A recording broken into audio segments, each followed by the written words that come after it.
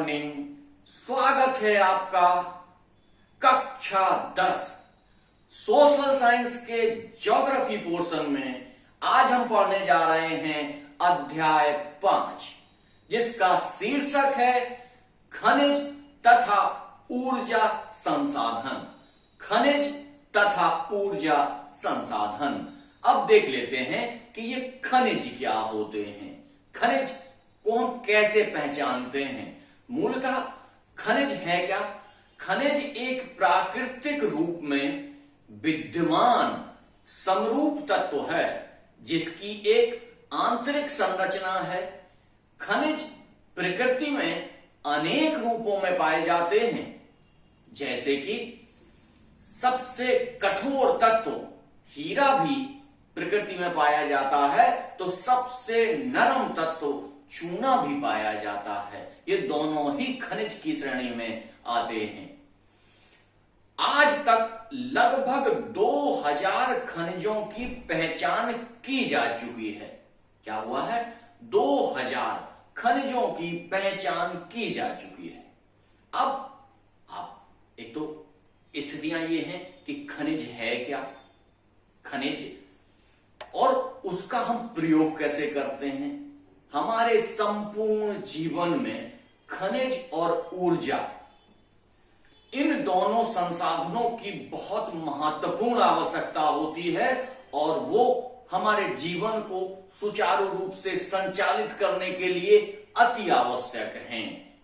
ऐसे तत्व जो हमारे जीवन को सुचारू और ठीक ढंग से संचालित करने के लिए या चलाने के लिए अति आवश्यक होते हैं, उन्हें हम क्या कहते हैं? खनिज कहते हैं। अब चलिए देख लेते हैं कि खनिजों का कुछ वर्गीकरण किया जाता है। किस प्रकार से खनिज कितने होते हैं। हमने आपको बता दिया कि लगभग 2000 से ज्यादा खनिजों को खोजा जा चुका है। सारे खनिज नहीं, लेकिन मोटे मोटे खनिज हम यहां पर वर्गीकृत करके आज हम पढ़ेंगे। सबसे पहले इसका जो वर्गीकरण है ये 3 भागों में किया जा सकता है। कौन कौन सा है वो? नंबर 1 धात्विक खनिज, नंबर 2 अधात्विक खनिज और नंबर 3 ऊर्जा खनिज। इन 3 भागों में सबसे पहले जब हम धात्विक खनिज को देखते हैं तो धात्विक खनिज यानी कि जिसमें धातु होती है, जिसमें धातु होती है, उन खनिजों को धात्विक खनिज कहते हैं। इसमें सबसे पहला वर्गीकरण जो किया जाता है वो है लौह धातु की प्रधानता वाले खनिज या जिनमें लौह धातु पाई जाती है, ऐसे खनिज जिनमें मुख्यतः है लोहा, मैग्नीज, निकल और कोबाल्ट। अब देखते हैं दूसरा जो वर्गीकरण है या दूसरा जो इसका विभाजन है लौह धात्विक खनिज का जो दूसरा है वो है अलौह खनिज। कौन सा? अलौह खनिज। अलौह खनिज में कौन कौन से खनिज आते हैं? नंबर 1 तांबा आता है, नंबर 2 सीसा आता है, जस्ता आता है और बॉक्साइट आता है। बॉक्साइट क्या है? चलिए आगे पढ़ेंगे इसको। फिर आता है बहुमूल्य खनिज।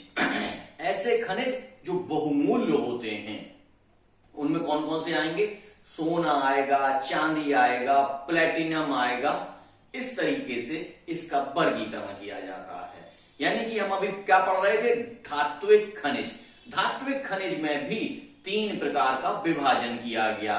कौन कौन सा? नंबर 1 लौह धातु जिनमें पाई जाती है वो खनिज, दूसरे जिनमें लौह धातु नहीं पाई जाती है वो खनिज, और नंबर तीसरे जो बहुमूल्य खनिज हैं या बहुत कीमती खनिज होते हैं, उनको हम लोग देखते हैं। अब हम लोग इसके दूसरे वर्गीकरण यानी कि अधात्विक खनिज की तरफ जाते हैं। जो पहले हमने कौन सा वर्गीकरण किया था? धात्विक खनिज। अब हम चलते हैं अधात्विक खनिज की तरफ। अधात्विक खनिज में कौन कौन सी चीजें आती हैं उसको देख लीजिए। अभ्रक, नमक, पोटास, सल्फर, चूना, संगमरमर, बलुआ पत्थर इत्यादि बहुत सारे ऐसे खनिज जो कहीं ना कहीं कायांतरित चट्टानों से बने होते हैं या रूपांतरित चट्टानों से बने होते हैं। इसका तीसरा जो भाग है वो है ऊर्जा खनिज। ऊर्जा खनिज, ऊर्जा खनिज कौन से हुए, सोचिए देखिए आप कि ऊर्जा खनिज कौन कौन से होते हैं।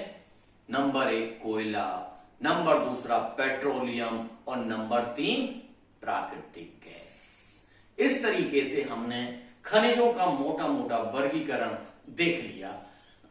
अब देख लेते हैं कि इस वर्गीकरण में ये जो खनिज हैं ये हमें कैसे प्राप्त होते हैं। पिछले साल यानी कक्षा 9th में आप लोग पढ़ चुके हैं चट्टानें, लेकिन फिर भी आपको हम यहां बता देते हैं कि ये जो खनिज हैं ये आग्नेय चट्टान, कायांतरित चट्टानों में इन खनिजों की जो चट्टानें होती हैं वो इनकी दरारों में, जोड़ों में, भ्रंशों में तथा बिदरों में पाए जाते हैं। कहां पाए जाते हैं?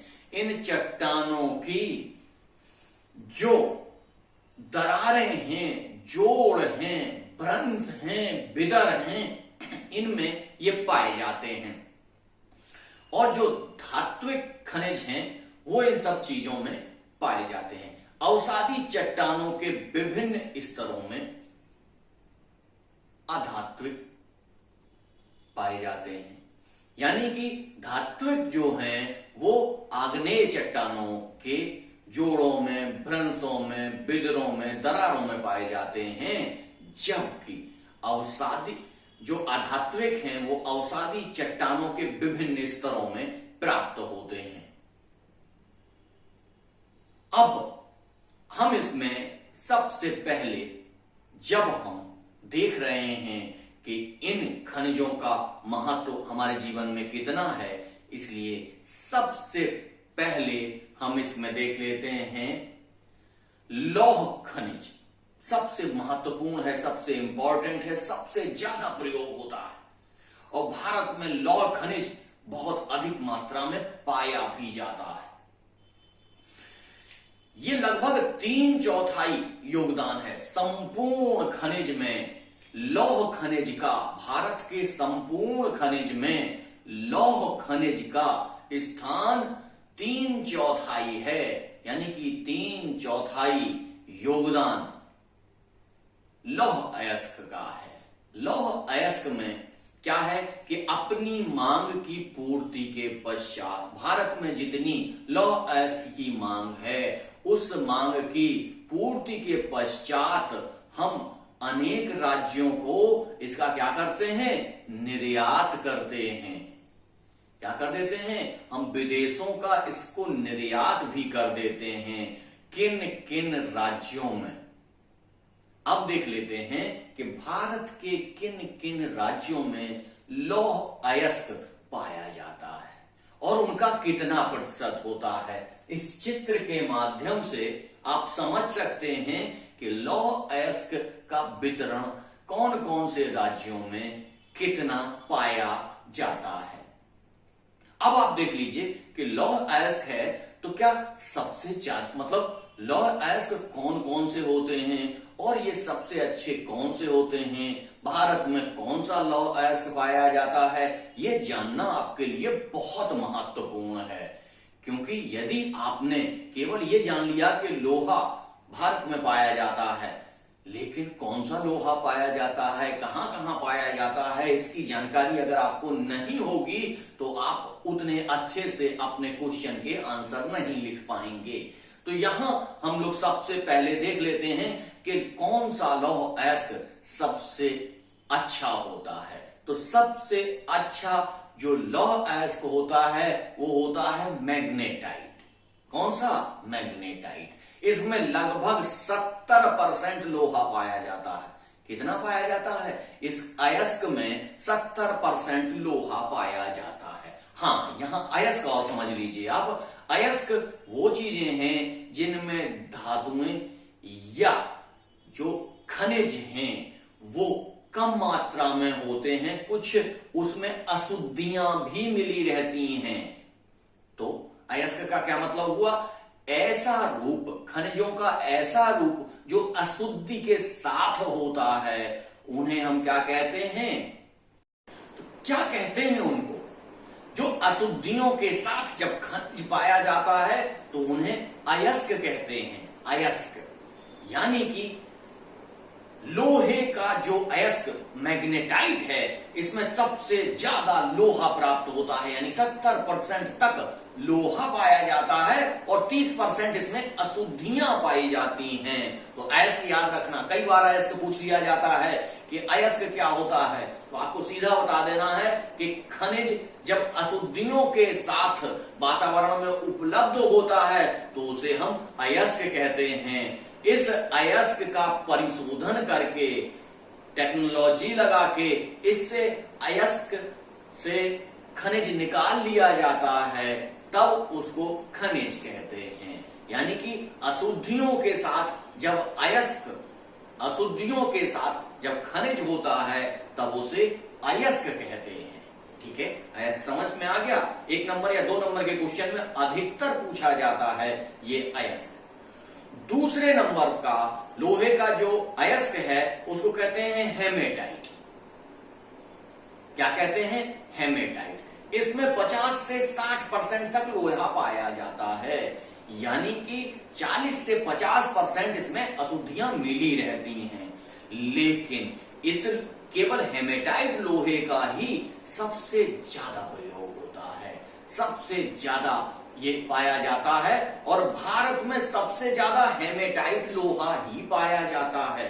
आपसे कई बार ऑब्जेक्टिव टाइप क्वेश्चन में पूछ लिया जाता है कि भारत में सर्वाधिक लोहे का प्रकार कौन सा पाया जाता है या कौन सा लौह अयस्क पाया जाता है। तो याद रखिएगा, भारत में सबसे ज्यादा हेमेटाइट लोहा पाया जाता है, हेमेटाइट लौह अयस्क पाया जाता है।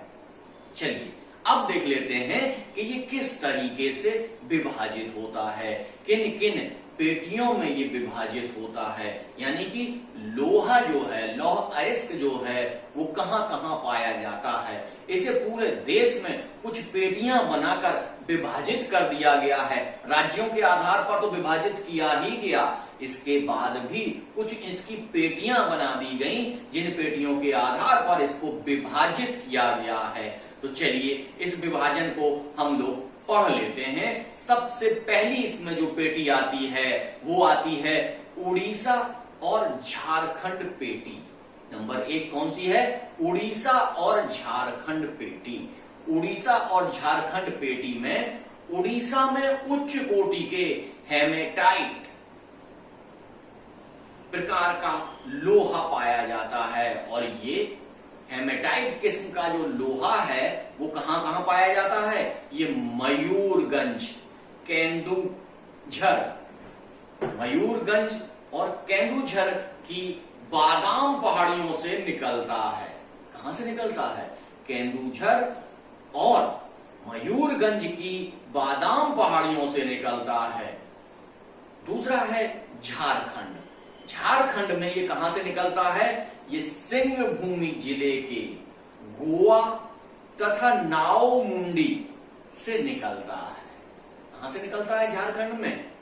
झारखंड में सिंहभूमि जिले के गोवा, गोवा नहीं, गुआ और नाव और नोवा मुंडी, जिसे कभी कभी नाव भी बोल देते हैं, लेकिन इसका शुद्ध उच्चारण है नोवा मुंडी, से हेमेटाइट प्रकार का लोहा प्राप्त होता है। चलिए इसकी दूसरी पेटी देख लेते हैं। इसकी दूसरी पेटी है दुर्गापुर, बस्तर और चंद्रपुर पेटी। क्या है ये? दुर्गापुर, बस्तर और चंद्रपुर पेटी। यह इसमें सबसे ज्यादा कहां मिलता है? छत्तीसगढ़ में मिलता है।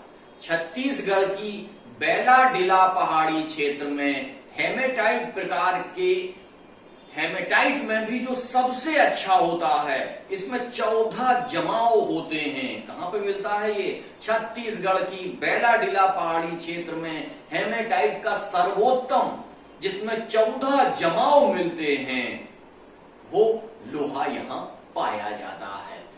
यहां से जापान तथा दक्षिण कोरिया को ये लोहा निर्यात किया जाता है। कई बार पूछ लिया जाता है आपसे, तो ये याद रखिएगा कि छत्तीसगढ़ की बेलाडीला पहाड़ी क्षेत्र में जो हेमेटाइट प्रकार का लोहा है, वो 14 प्रकार के जमाव इसमें पाए जाते हैं और ये जापान तथा दक्षिण कोरिया को इसका निर्यात किया जाता है। चलिए अब देख लेते हैं अगली जो पेटी है वो कौन सी है। वो है बेल्लारी, चित्रदुर्ग, चिकमंगलूर, तुमकुर पेटी। कौन कौन सी? बेल्लारी, चित्रदुर्ग, चिकमंगलूर, तुमकुर पेटी, यानी कि कर्नाटक के पश्चिमी घाट में। कहां पे? कर्नाटक के पश्चिमी घाट में कुंद्रेमुख। कौन सी खान है ये? कुंद्रेमुख में संसार के सबसे बड़े निक्षेप मिलते हैं। यहां सबसे ज्यादा कुंद्रेमुख, कर्नाटक का पश्चिमी घाट का क्षेत्र जो है, उस खान का नाम है कुंद्रेमुख। इसमें संसार के सबसे ज्यादा बड़े निक्षेप मिलते हैं और यहां लौह अयस्क जो है वो करदम रूप में, क्या है उस रूप का नाम लिखा है, करदम रूप में। पूछ लिया जाता है, बड़े बड़े कंपटीशनों में पूछा जाता है, खैर आप लोगों से नहीं पूछा जाएगा, कि करदम रूप में पाइपलाइन के द्वारा मैंगलोर के निकट एक पत्तन में ये भेजा जाता है। पत्तन क्या हुआ? बंदरगाह। पत्तन में भेजा जाता है, किसके लिए? निर्यात के लिए भेजा जाएगा निश्चित तौर से। तो ये जो कुंद्रेमुख जगह है, इसमें संसार के सबसे ज्यादा लौह अयस्क के निक्षेप पाए जाते हैं या खजाने पाए जाते हैं। इसका चौथी जो पेटी है वो कौन सी पेटी है? उसको कहते हैं महाराष्ट्र और गोवा पेटी। हम लोगों ने वहां क्या पढ़ा था? गुआ। यह है गोवा। महाराष्ट्र और गोवा पेटी। लोहा उत्तम प्रकार का यहां नहीं पाया जाता। देखिए ऊपर हेमेटाइट प्रकार का लोहा पाया जा रहा है सारा, लेकिन महाराष्ट्र और गोवा की जो पेटी है, इसमें क्या है? लोहा उत्तम प्रकार का नहीं होता है। इसका निर्यात मरमगाओ पत्तन से होता है। किससे होता है? एक पत्तन है जिसका नाम है मरमगाओ, यानी कि इस लोहे का भी हम क्या करते हैं? निर्यात करते हैं। ये सर्वोत्तम प्रकार का नहीं होता है, लेकिन इसके पश्चात भी हम इसका निर्यात करते हैं और मरमगाओ पत्तन से इसका निर्यात होता है। तो आपने समझ लिया कि लौह अयस्क, लोहा हमारी जिंदगी के लिए कितना आवश्यक है। अगर हमें मकान बनाना है तो लोहा चाहिए, हमें दुकान बनाना है तो लोहा चाहिए, हमें अगर ऊर्जा के संसाधन बनाने हैं तो लोहा चाहिए, फैक्ट्री के संसाधन बनाने हैं तो लोहा चाहिए। लोहे के बगैर आज हम कुछ सोच ही नहीं सकते। इसलिए लौह अयस्क कितना महत्वपूर्ण है और भारत में ये लौह अयस्क बहुत अधिक मात्रा में पाया जाता है। चलिए अगला जो अयस्क है वो है मैग्नीज। इसको हम लोग समझ लेते हैं। जो लौह अयस्क हैं उनकी श्रेणी में अगला आता है मैग्नीज। यहां पर हम सारे आपको नहीं समझाएंगे, जो सबसे इंपॉर्टेंट है वही चीजें आपको बताते हुए चलेंगे। अब मैग्नीज क्या करता है, मैग्नीज का काम क्या होता है, कैसे ये काम करता है और ये क्यों हमारे लिए महत्वपूर्ण है, इसको समझ लेते हैं कि इस्पात के विनिर्माण में इसका प्रयोग किया जाता है। इस्पात के विनिर्माण में इसका प्रयोग किया जाता है और ये कितना लगता है? 1 टन इस्पात बनाने में इसका 10 किलोग्राम मैग्नीज की आवश्यकता पड़ती है। कितने की? 1 टन इस्पात बनाने के लिए मात्र 10 किलोग्राम मैग्नीज की आवश्यकता पड़ती है। और मैग्नीज की आवश्यकता कहां कहां पड़ती है? ब्लीचिंग पाउडर बनाने में, कीटनाशक दवाओं बनाने में और पेंट बनाने में। पेंट मतलब पुताई वाला जो पेंट होता है उसको बनाने में भी मैग्नीज की आवश्यकता पड़ती है। मैग्नीज कहां कहां पाया जाता है, इसमें का वितरण कैसे होता है, वो आप इस चित्र के माध्यम से समझ लेंगे, क्योंकि यहां हम ज्यादा डिटेल में नहीं जाएंगे। इस चित्र के माध्यम से इसका विभाजन आप लोग समझ लेंगे। अब हम सीधे चलते हैं अलौह खनिज की तरफ। लौह खनिज हमने दो पढ़ लिए, अब हम चलते हैं अलौह खनिज की तरफ। अलौह खनिज क्या है? भारत में इनके संचित भंडार। अलौह मतलब लोहा इसमें नहीं पाया जाता है, लोहे की मात्रा नहीं होती है। ऐसे खनिज जिनमें लोहे की मात्रा नहीं पाई जाती है उनको कहते हैं अलौह खनिज। लोहे के बिना जो खनिज पाए जाते हैं उनको कहते हैं अलौह खनिज। अलौह खनिज का की क्या है? संचित राशि तथा इनका जो उत्पादन है वो संतोषजनक नहीं है, यानी कि इनका भंडार जो है और इसका जो उत्पादन हम लोग कर रहे हैं वो भारत में कम पाया जाता है, भारत में बहुत ज्यादा नहीं पाया जाता है। इसलिए हम इसको कहते हैं कि ये संतोषजनक नहीं है। अलौह खनिज में हम सबसे पहले देखते हैं तांबे को। तांबा देख रहे हैं ना, तांबे के बर्तन भी होते हैं। तांबे के बर्तन को बाबा रामदेव जी कहते हैं तांबे के लोटे में पानी भर के पीजिए तो आपका शरीर स्वस्थ रहेगा। तांबा, वही तांबा है ये, ठीक है। तो तांबे को हम लोग समझ लेते हैं कि तांबा क्या है। अब एक देख लेते हैं कि तांबे का जो प्रयोग है, तांबा ताप का सुचालक होता है। क्या होता है? ताप का सुचालक होता है। ताप इसमें तेजी से यहां वहां हो जाता है, तो ताप का सुचालक होता है, यानी कि तांबे के बर्तन में यदि हम खाना बनाएं तो खाना जल्दी बन जाता है। तो तांबे में ताप का सुचालक होने के कारण इसके में बिजली के तार बनाए जाते हैं। बिजली के तार बनाए जाते हैं घरों में। घरों के अंदर जो बिजली के तार लगते हैं वो तांबे के ही लगते हैं। अगर एल्यूमिनियम के तार लगा दिए जाते हैं तो वो जल्दी से फॉल्ट होता है, उनमें जल्दी से कार्बन आ जाता है। इसलिए घरों के अंदर जो तांबे के तार यूज किए जाते हैं वो तांबे के बने होते हैं। उन तारों को तांबे से बनाया जाता है जिससे उनमें कार्बन नहीं आता है और आपकी लाइट बरसों बरस तक चलती रहती है। अगर आप यही एल्यूमिनियम के तार लगा दें तो उनमें कार्बन जल्दी से आता रहेगा और आपको बार बार मैकेनिक को बुलाना पड़ेगा और आप परेशान हो जाएंगे। तो नंबर एक तो बिजली के सामानों में इसका प्रयोग होता है, दूसरा इलेक्ट्रॉनिक्स में इसका प्रयोग होता है और रसायन उद्योगों में भी इसका प्रयोग किया जाता है। क्या कहाँ किया जाता है?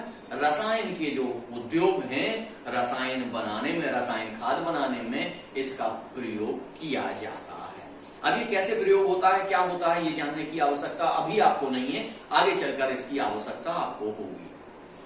ये सबसे ज्यादा कहां पाया जाता है? देख लीजिए, ये मध्य प्रदेश में एक जगह है बालाघाट।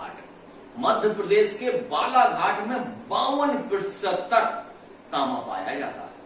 देश के पूरे तांबे का 52% तांबा केवल मध्य प्रदेश के बालाघाट क्षेत्र में पाया जाता है और यह झारखंड के सिंहभूम जिले में तथा राजस्थान के खेतड़ी खदान से भी इसको प्राप्त किया जाता है, जिसे प्राचीन काल से ही खेतड़ी खदान बहुत फेमस है। खेतड़ी आपको याद रखना पड़ेगा, खेतड़ी कई बार पूछ लिया जाता है।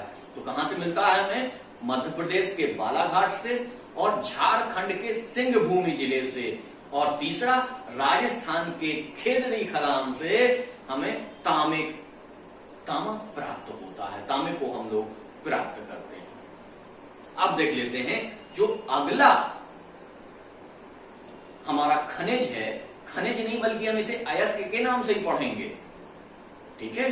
तो अयस्क कौन सा है? ये बॉक्साइट। इससे क्या पैदा होता है? एल्यूमिनियम पैदा होता है। क्या होता है? एल्यूमिनियम पैदा होता है। तो हम सीधा बॉक्साइट ही देख लेते हैं कि बॉक्साइट क्या होता है। आधात्विक जो खनिज हैं, आधात्विक खनिज में हम लोग देख रहे थे, तो इन आधात्विक खनिज में एल्यूमिनियम सबसे ज्यादा बॉक्साइट से प्राप्त होता है। यानी कि बॉक्साइट जो अयस्क है, सर्वोत्तम अयस्क बॉक्साइट एल्यूमिनियम का होता है। हमने लोहे में पढ़ा था कि सबसे अच्छा अयस्क कौन सा होता है, तो पढ़ा था मैग्नेटाइट होता है। और एल्यूमिनियम का सबसे अच्छा अयस्क क्या होता है, बॉक्साइट। ठीक है, बॉक्साइट सबसे अच्छा अयस्क होता है एल्यूमिनियम का, यानी कि सबसे ज्यादा एल्यूमिनियम प्राप्त की जाती है। अब एल्यूमिनियम होती क्या है यह समझ लीजिए। यह लोहे जैसी शक्ति के साथ, यानी कि लोहे में जो शक्ति होती है उसी प्रकार की शक्ति एल्यूमिनियम में भी होती है। लेकिन ये लोहे से बहुत हल्का होता है और सुचालक भी होता है। यानी कि सुचालक होने के कारण हम विद्युत के उपकरण या विद्युत के तार बनाने में इसका प्रयोग करते हैं।